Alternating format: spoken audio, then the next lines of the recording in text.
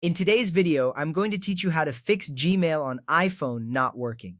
Let's get started by ensuring that your internet connection is working properly. First, open Safari on your iPhone. This is an easy way to check if your internet is active. Visit any website you like. If the page does not load, it means you might have a connection issue.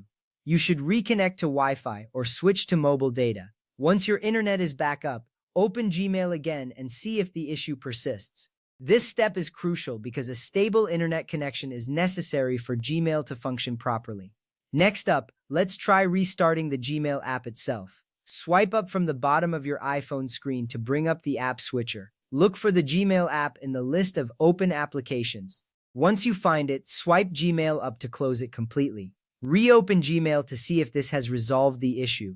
Closing and reopening the app can clear temporary glitches, which often solves minor problems. If that doesn't work, you might need to restart your iPhone. To do this, press and hold the side button along with the volume button until you see the power off slider.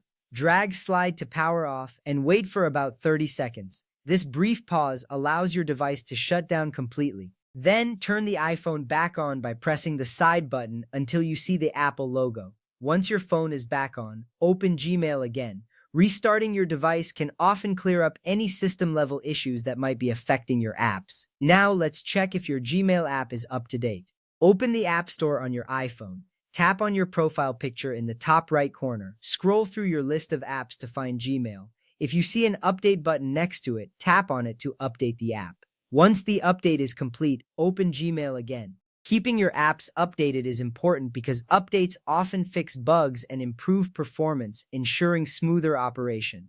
At this point, you should have a working Gmail app. If you followed all these steps and Gmail is still not working on your iPhone, there might be a more complex issue at play. Sometimes, server issues or account settings can also cause problems. But by following these basic troubleshooting steps, you're likely to solve the most common issues. Remember, maintaining a stable internet connection and keeping your apps updated are key to preventing these types of problems in the future. I hope this guide has been helpful to you. If you have any further questions or need more assistance, feel free to reach out in the comments. Thanks for watching and have a great day.